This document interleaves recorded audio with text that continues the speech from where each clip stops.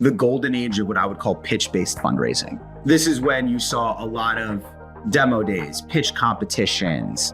You saw like the perfect pitch deck template, right? And we saw the 12-slide template pop up, and Y Combinator introduced this idea of putting 2 words on a slide and all that other stuff. That period is gone. That methodology is much more about a deep partnership with the founder, feeling like you are building with the founder. This is regardless of stage. In terms of how do you get in front of a VC, the 2 best methods, and then there's one really bad method. If everything about your business is perfect. I hate that. Don't tell me everything's working, because it's not. It's not supposed to be at this stage.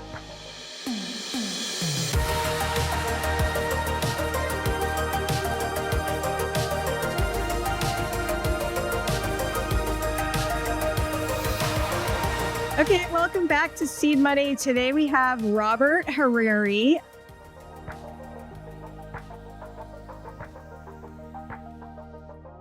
An exciting guest. He found his first deal while sitting in high school detention when I was probably thinking about prom dates. And that kicked off a lifelong obsession with making access to capital more transparent, more efficient, and more fair. He is launching a new book coming up called Raising Money, on how the venture landscape has shifted in recent years, which sounds very interesting and important. I think sometimes we just think that things tend to stay the same, but they don't. And getting that insight would be super valuable. So Robert, welcome. How you doing today? I love your background. Thank you. And thank you for having me. I'm excited to be here. And yeah, what an intro. But yeah, thank you so much. I'm definitely excited to talk about everything with you guys and dive into this. Yeah. So give us a little bit about kind of where you're at now, what you're doing, these days, just a little more background than I explained there. And then I think you have just so much great, advice for the early stage person and perspective, because you've sat on both sides of the table, right? You're founder and investor. And I think being able to bring those 2 perspectives together is just super important as people are start kicking off this process to understand both sides of it. So yeah, where are you at now? What are you up to? Give us a little more background. Yeah, absolutely. So you got started definitely in the right direction. I found my first deal while I was sitting in detention in high school. I was 17 years old. I really liked this one company. And so but I didn't know what to do with it. I just knew I liked it and I didn't know what to do with it. And I wanted to invest. And so I thought, okay, I'll go raise a venture capital fund and do all this stuff. And which was probably ambitious for a 17-year-old. But my father gave me some great advice there. Also, how much French am I allowed to use on this show? Whatever you want, go for it. Yeah, we're real life here. Okay, they're like, Robert, nobody gives a shit about you and that you're 17 or 18 or 16. No one's going to care. If you have a good deal, they're going to want to invest in the good deal. So just go find good deals and let them speak for themselves. And so I started doing that. And I raised just under my first million around the time I was 18. Thank you. And I, I didn't have a network at the time. I was a teenager, but I loved it, and I saw the impact I could make, and I became really obsessed with this idea of how do you raise money without a network, and how does venture really work? Because at the time when I had done this and I'd spun up my firm, I was one of, I think, something like 1,200 venture capital firms in the country. So it was a tiny, tiny market. And back then, it was really the space of who you know. And that makes sense. Everyone knew everyone in the market. You could talk to 1,200 people and probably meet every single person who had ever been a venture capitalist. The market has really evolved. It's no longer this old boys club sitting in Silicon Valley anymore. And don't get me wrong, that old boys club does still exist. They just only exist in Silicon Valley. What's happened now is enough billionaires have been minted in this market where everyone wanted into venture capital. And so venture evolved. It not only included the VC funds out in Silicon Valley, but also that, that family office you never heard of out of Utah, or that angel investor an hour out of Wichita, or that, corporate and strategic out in Chicago, et cetera. All these new players that historically had never been investing into private companies started to because they saw, oh my God, these people are making billions of dollars on Uber. I want to start to get into that. And so venture really evolved. I'll fast forward a little bit to today. I'm a very active VC and founder. On the investing side, I am second in command at a firm called Evolution VC Partners. We have about 300 portfolio companies ranging from pre-seed all the way through Series E and beyond into what we call culture tech. And we're really proud to have made the list this year of most unicorns in the past decade, investing through a lot of companies. Thank you. Yeah, the founders are the ones that do it, right? But we have about 48 You found the unicorns. good deals, like your dad said. Exactly. And then, we have some like 48 unicorns in there, 14 decacorns now. And then I've angel invested into a bunch of stuff. Really, they're just moonshotty, like as crazy as I could imagine it. The crazier, the better. And if there was like a science fiction movie about it, I did it.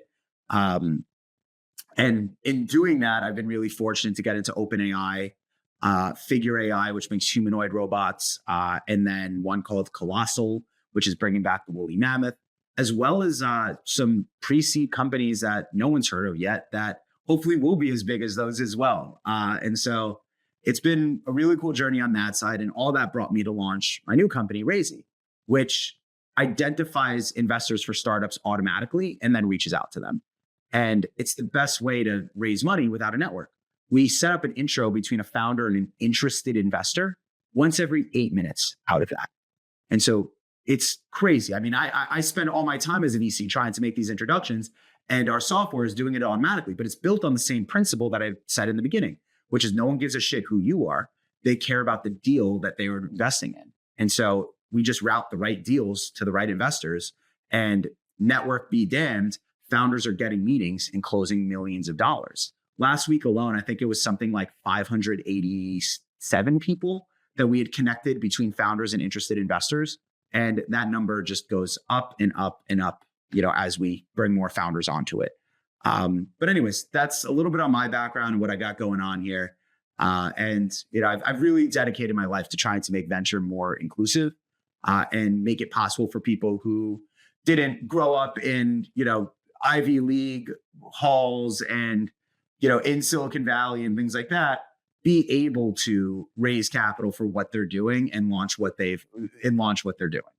Wow, that is incredible. Very cool. Just congrats on all that. I just love the high school story. I think that is and your dad's advice, incredible. I have an 8-year-old son who, this past weekend was out there hustling snow cones on the curb to save money for a tree frog. And nice.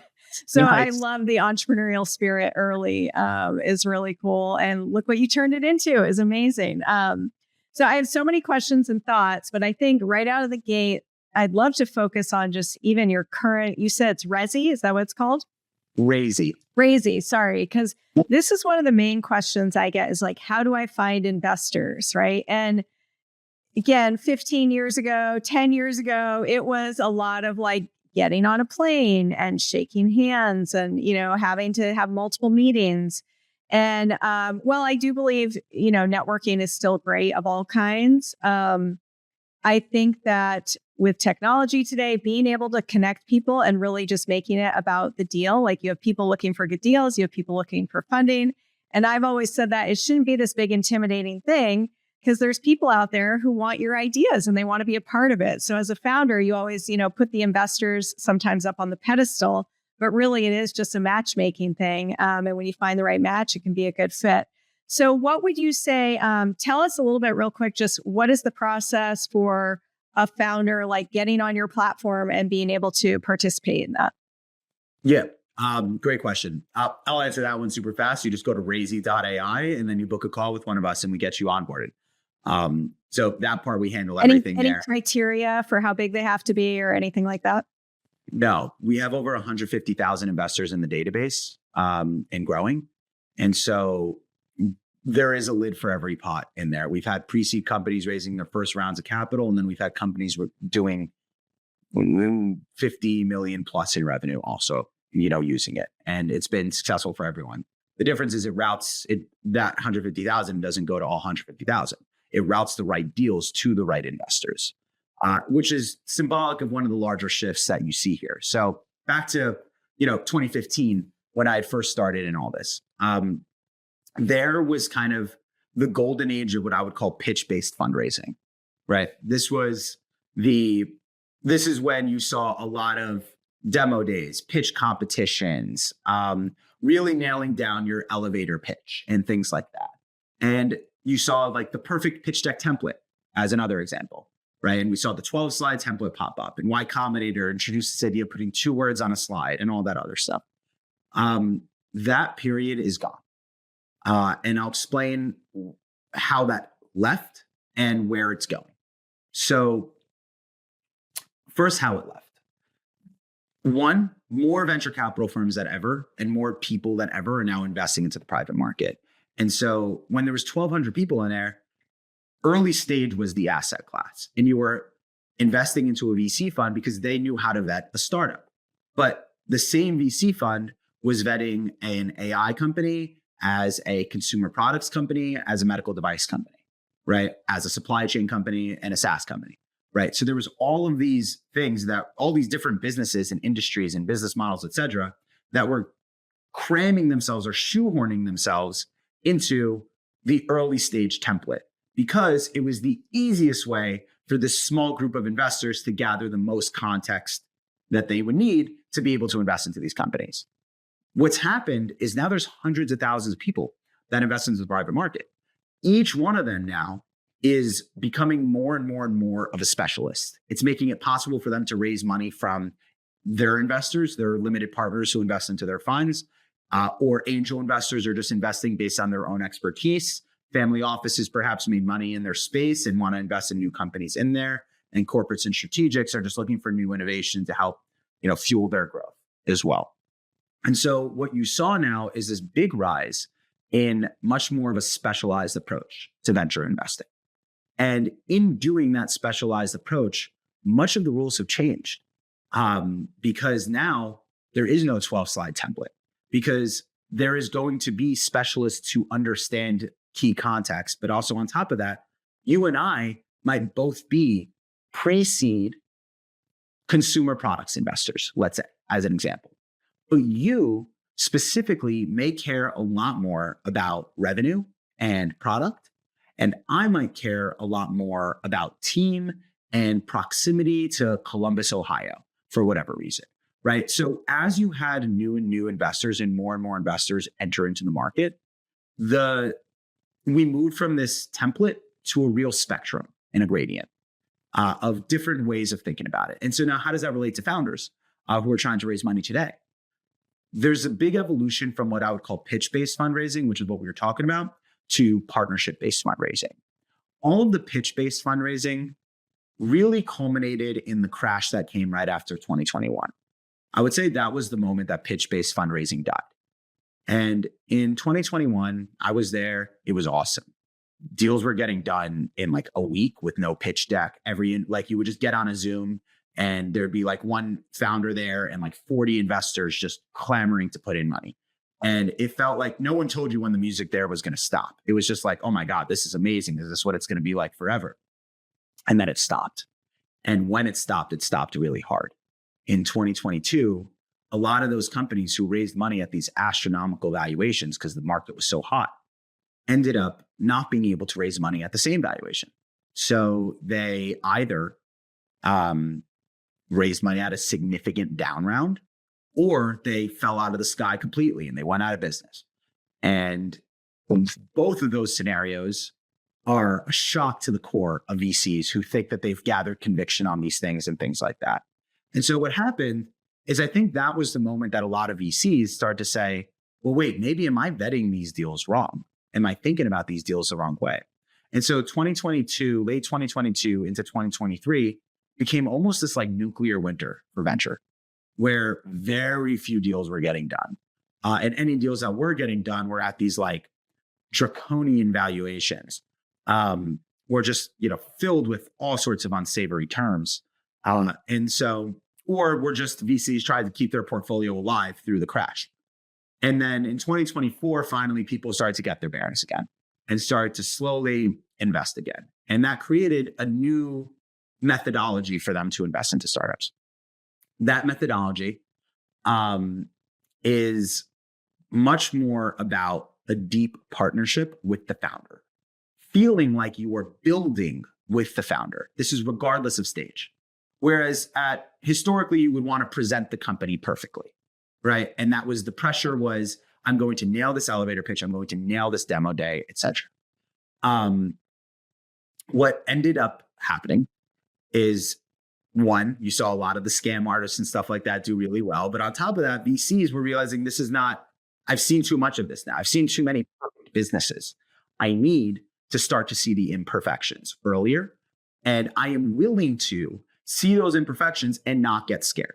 I'm willing to accept that and build with these founders. And so now what I would say for most founders is your raise might take a little longer today because the window between an intro and an investment will take longer, but it is the new way to make this happen. You can't fake urgency. VCs already fell for that and got burned by that. You can't pretend to be completely buttoned up. VCs have heard it and have been burned by it. There is no longer this VC game, and VCs can really tell when you're trying to play it. And so that's the best way to turn them off. So instead, be extremely open with them. I would, and not to get too tactical, but if I were to think about it this way, it would be month one, take a bunch of intro calls, meet as many possible VCs as you can in that month. During that time, tell them, like, I'm not raising money this second. I'm likely going to be raising money soon, but for now, I'm just trying to get to know people. This is what we're doing. This is what we're building. And I'm just trying to get to know the right people. What are some of the things your firm does to support your portfolio companies?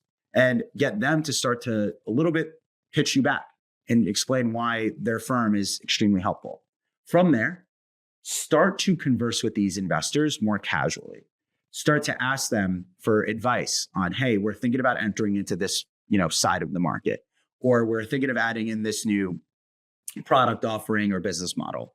What have you seen from your seat in the market? Remember, now that these people are much more specialists than they used to be, they will have better perspectives on the market than they used to. And so they'll be able to give you that advice. Plus now they're building with you. And then the next step from there is now you're in month two. Month two, you've already met maybe, let's say, 50 to 100 VCs during that time. Now, of those, you will probably find 25 you really like, right? So of the 100, let's say 25 you really like. Those ones now, you start pre-warming the raise with. You start telling them, I'm thinking of putting together a raise. I'm getting a good amount of interest from people. I've been speaking to a bunch of investors. If we were to put together a raise, how much would you potentially be interested in putting in for? On top of that, start asking them for favors, not, money, but favors. Hey, we're hiring a new senior backend engineer. Do you know anyone? Or we're trying to get a partnership up and running with Amazon, and I noticed that you're connected with XYZ there. Do you think you can make an introduction? That's their job. That's what they're advertising to their limited partners that they do for the companies that they invest in. And it's also the best way to get them building with you, because now they've built the plan with you. They've helped you execute on that plan with you. And the capital required to do those things, they have it. And so if they agree with the plan, and they likely do because they made it with you and executed on it with you, they're now ready to cut the check into it, because it only makes sense at that point. Like, yeah, you're right. We do need $750,000 to make that happen. We'll put in $750,000 into this round. No problem. Then month three comes along. Now with month three, you have a good amount of what we would call soft circled interest. Investors saying, yeah, I would come in on the round. Pending a lead, maybe count me in for like 100,000, or count me in for 700,000, or count me in for 1.2 million, et cetera. Once you get to the point where about 50% of the round is subscribed or soft circled with these commitments from investors, even if they're just verbal, that is a good moment now to start to look for a lead investor, right? So whereas it used to be the lead investor would open the round, now the lead investor is the cap on the round. Now what you do is you go back to some of those same investors you've been speaking to, and you say, hey, I have a good amount of this round already committed. And we just need someone to step up and lead. Would you be willing to step up and lead and price this round and do the diligence? VCs will always love taking credit for a round that came together. So yes, the short answer is they'll probably be like, yes. But two, they've now gotten to know you deeply as a founder. They understand how you work. You've disagreed with them on stuff. You've hammered stuff out with them. You've explored the business with them. You've asked for their advice. They've helped you. This is a real partnership. As you can tell, you're not playing this VC anymore. You're really turning them into a partner in the business. And on top of that, remember, their cash is going to get spent eventually, probably faster than you think, but their equity is going to be there forever. And you are the one who started this business. So you are the one who they are backing to go continue to run this business. They're committing a check. You've probably committed your livelihood, your friendships, your relationships, your time, the countless nights up until 3 a.m. running this. They're not doing that for your business. You're doing that for your business.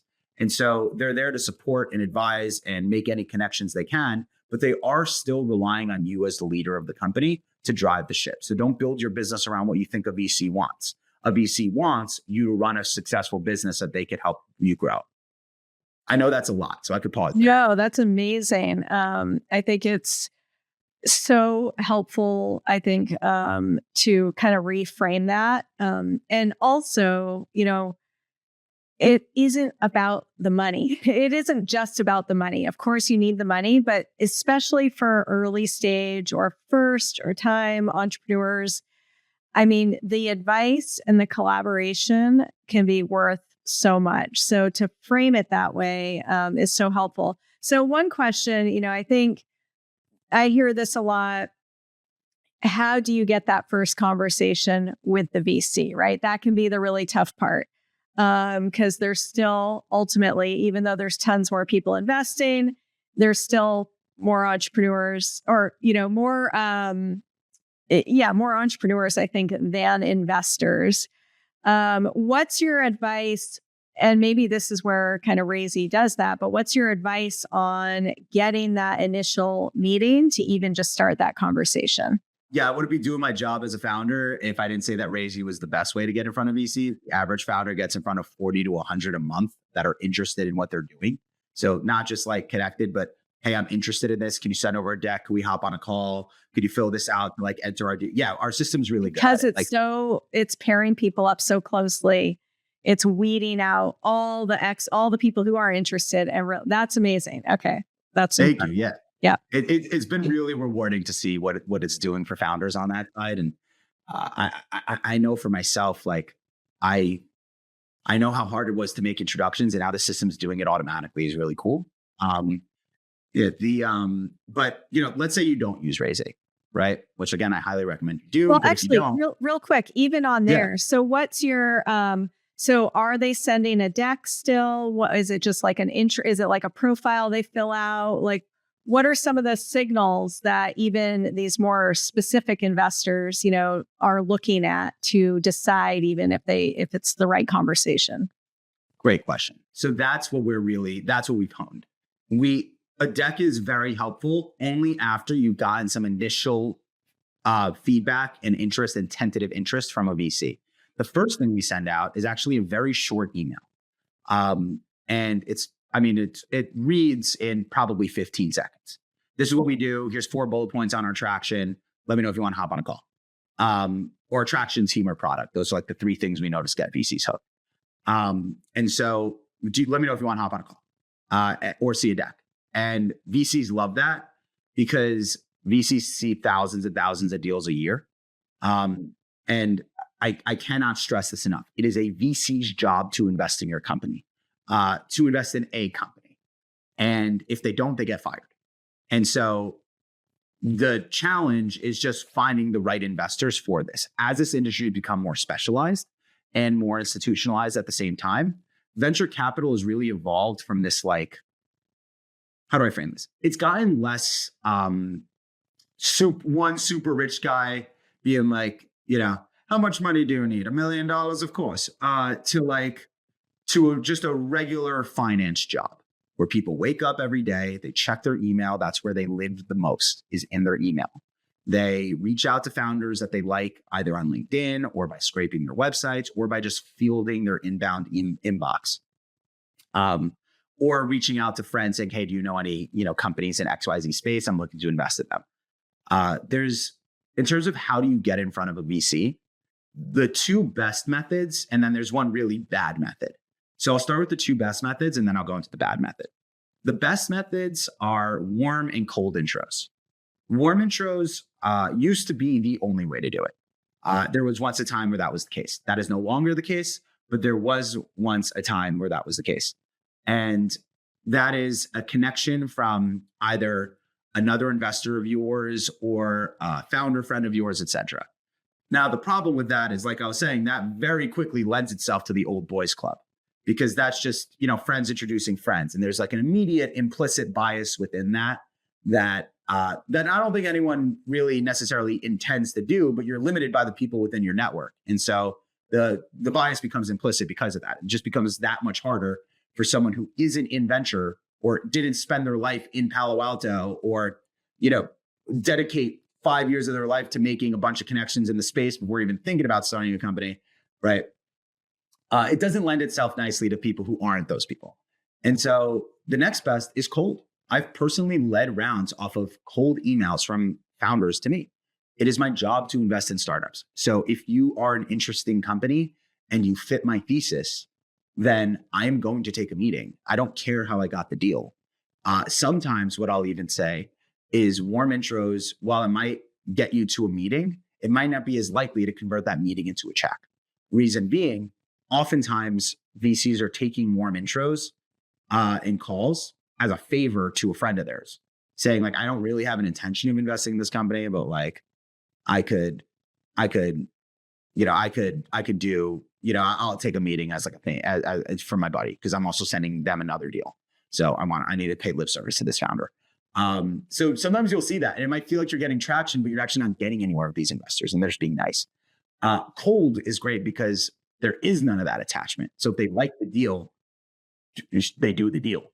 And so that's, the two best methods. The worst method is a paid for introduction. That could be through a broker. That could be through any variety of different things. But there are these things called paid for introductions. And we're not a paid for introduction company, by the way. Our platform scales the cold outbound outreach, and we're just really good at it.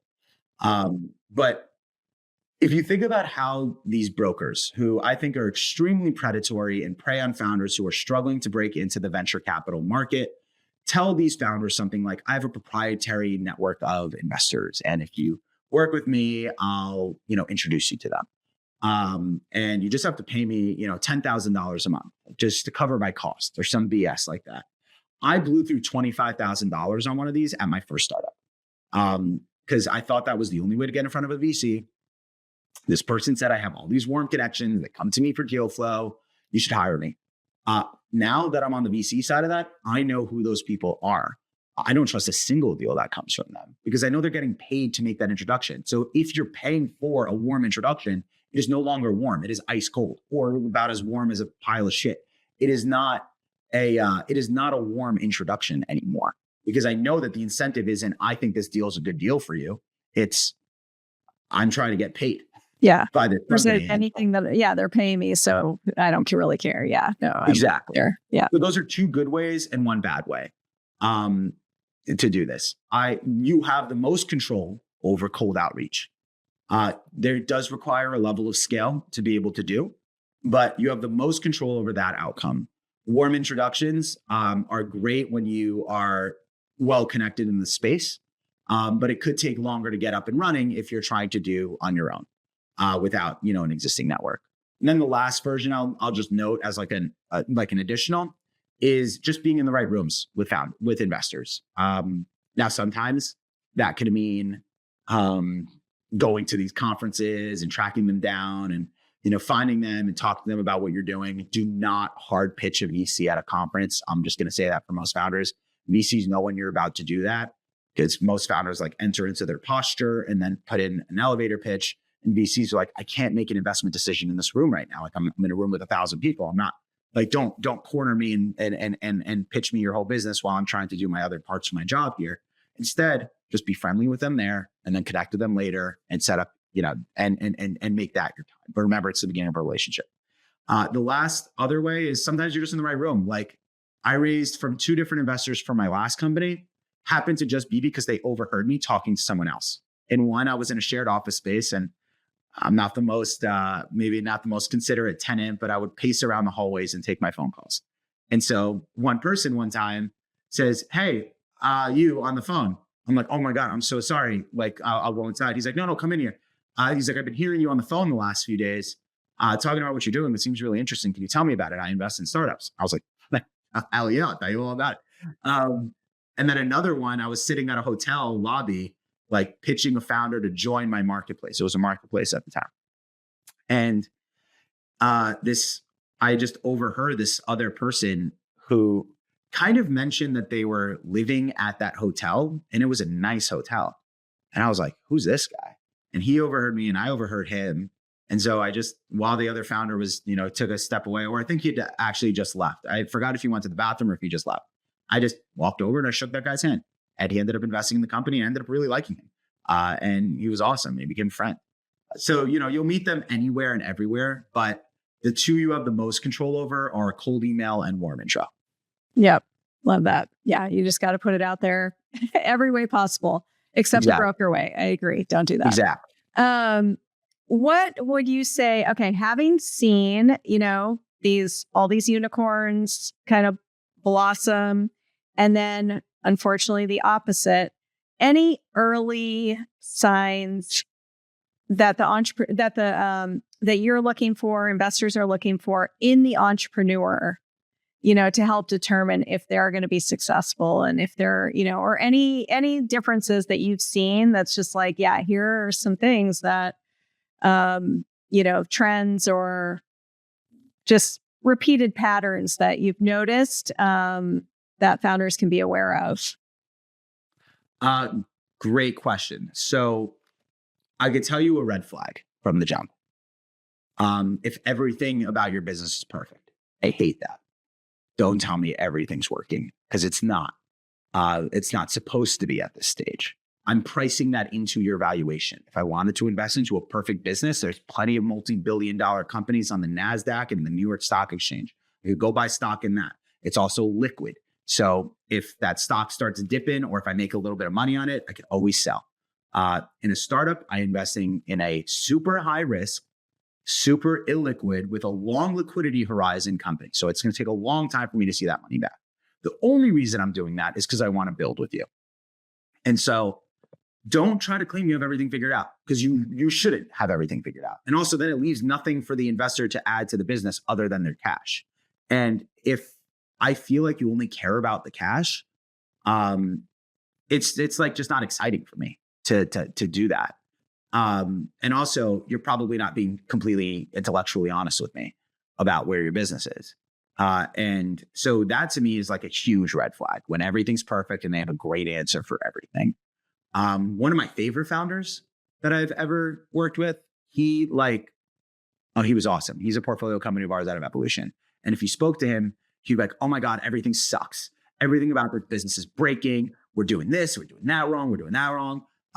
Yeah, we doubled revenues this month, but who gives a shit? Like, I'm worried right now about this." And like, you know what I mean? And he was acutely focused on what were the problems of the business that he had to solve, not how do I make this sound amazing? Whereas we had this other company we invested in, who every time we spoke to them, things are going great. Oh my God, things are growing. We're nailing it. And then one day they're like, "And we're out of cash."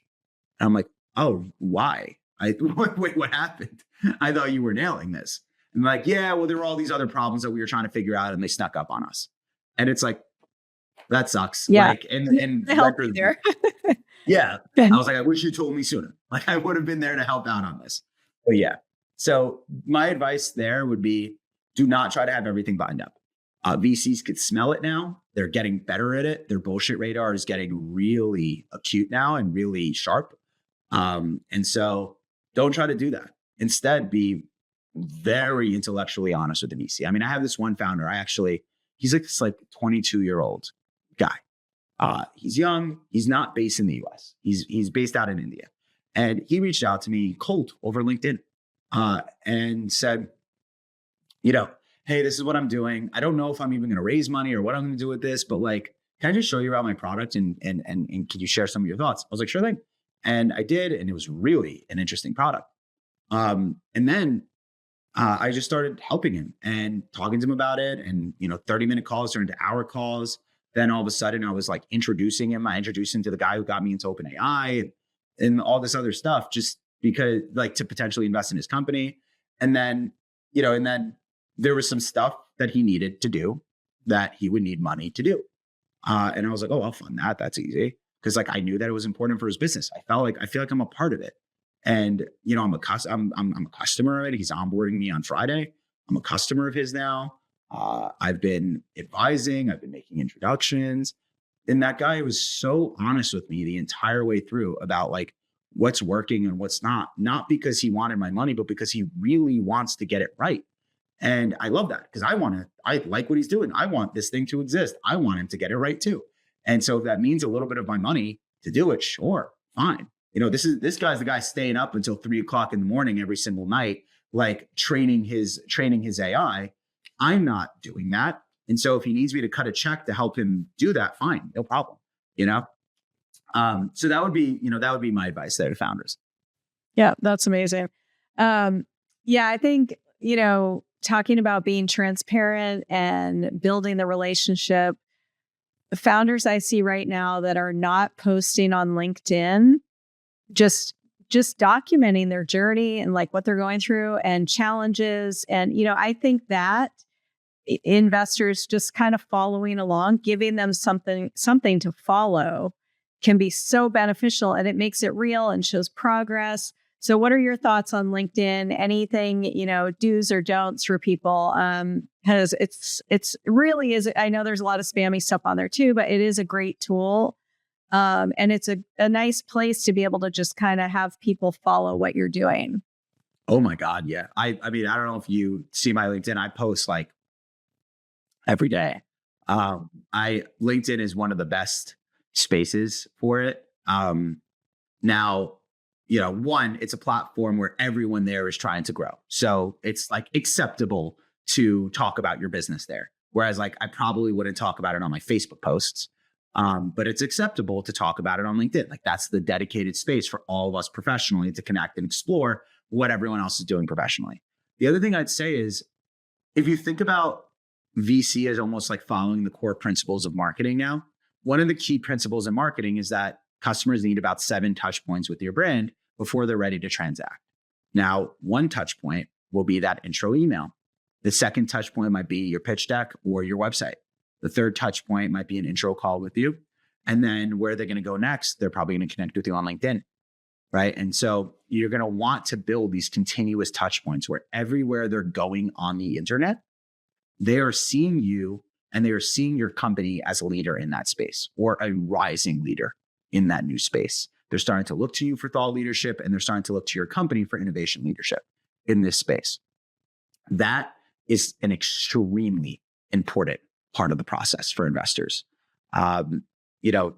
Investors are investing into new companies that don't exist yet or are so new that for the most part, they need to be educated on this. One of the mistakes founders make is they don't think they need to educate investors on this, but you have to educate your customers on what your product's doing. And those are people who are acutely facing the issue that your problem is solving, who that means they lived in it. They've probably explored other solutions and things like that as well. So investors, they're not your customers, right? They're a totally different set of people. So they really have to be educated on what you're doing because they don't experience the problem that you're solving. So they need to, one, understand that problem, quantify that problem, and then understand why your company is a solution for it. And so the short answer is yes, LinkedIn. Oh my God, for sure. Be on there, post there consistently, comment on others. Don't just do a bunch of shameless self-promotion. Here's what having my first child taught me about enterprise SaaS sales. Like, don't do stuff like that. But, use it as a space to really talk about what you're doing. Be controversial, be a leader, share what you're actually thinking. Think about the stuff you like to read, what catches your attention, and just grab that and write about that.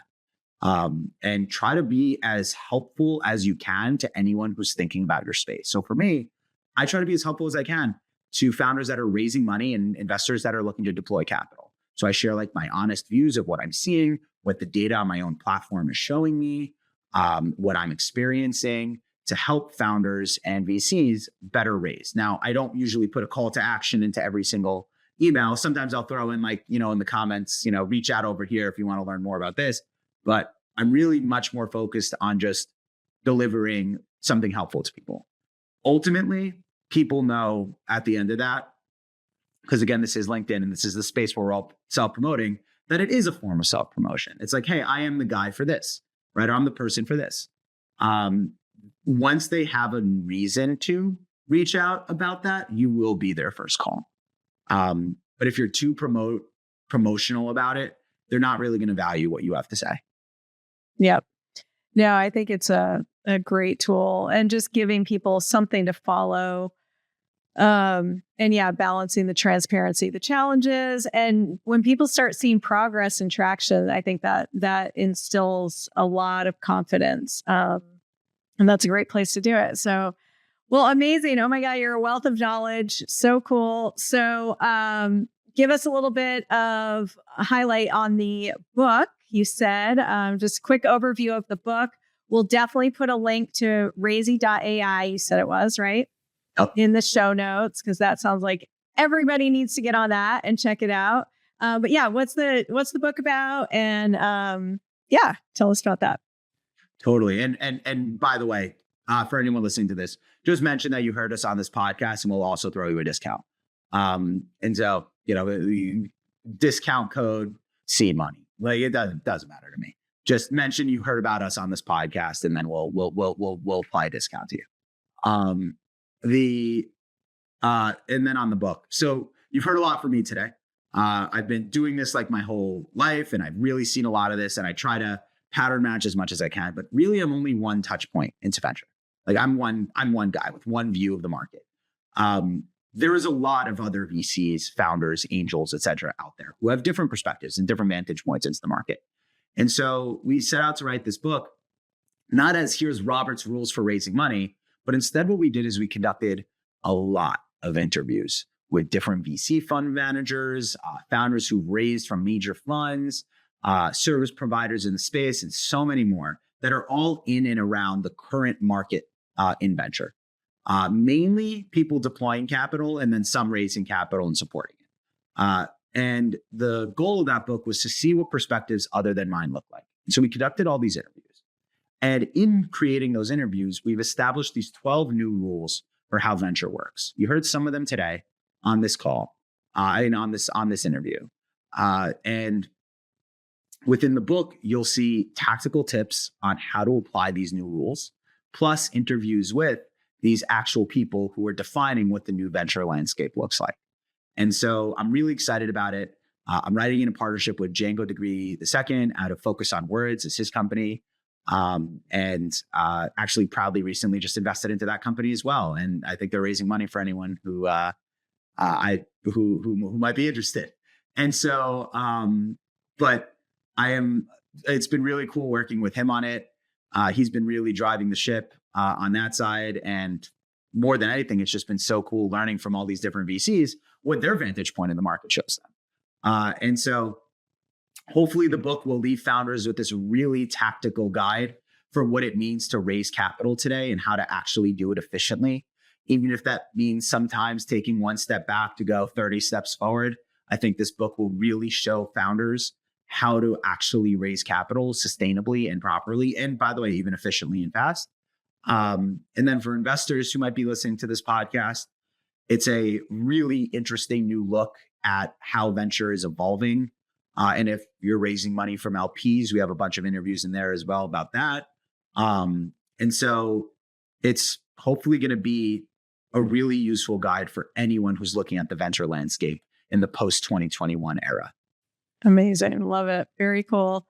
Well, that is awesome. Anything else you want to share with us or with the early stage person out there getting ready to strategize how the hell they're going to go get their company funded? I feel like for the most part, we've really dived into stuff. I guess I have one question for you, which is like, you've been a successful founder. You've been doing this yourself. You've been raising money. And now you're giving back to a lot of your audience here. I mean, what drives you to do it? I think So last night I sat and I listened to 15 pitches in a row. And it was till like 7:45, which for me these days is late. I go to bed at like 9:30. And I feel so energized after hearing. It's like it takes so much effort and like just to take yourself out of the norm these days and go after something that you're just like have this vision and this drive to do it. I just believe it's what makes the world go round. I have so much respect for anybody who gives any effort towards doing anything that is in their heart and not just following the status quo. And it can be super hard. It can be a really lonely road. I've experienced that in many ways, right? So I just love, like, I have made it to a certain point in my career where I can give back. And I feel like a lot of the perspective out there is from the VC perspective, which is great because it's needed. And that's, a majority of the investors out there. But there's this really human side of early stage when you're just trying to like figure it out and get confident enough. And I feel like a lot of the content is kind of overhead, there at times.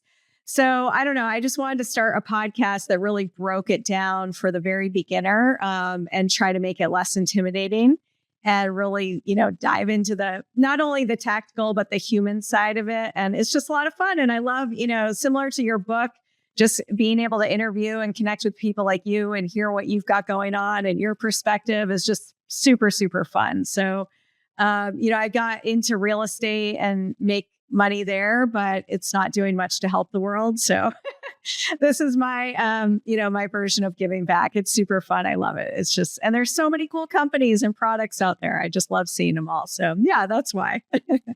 That's it really is fun, isn't it? Like just like building with these people and kind of being like a part of what they're doing. It is just fun all around. And I love your mission on that side. Yeah, thank you. Yeah, for telling. I was curious on your side too. As I was getting to know you, I was like, this is awesome. And so whenever I see someone who's successful in their own right, giving back and trying to help founders as well, it's just always fun to see. And it's great to see. Cool. It's fun. Love it. Awesome. Well, thank you so much for taking the time. Congrats on the book, the new company, all the ventures. So amazing. I can't wait to check it out. We'll definitely help promote it. Let us know when the book comes out and we'll get some copies and send them out to listeners and make sure we help promote it. So sounds like a great. I love that. So I would love that. Okay. Thank you, Robert. We'll see you soon.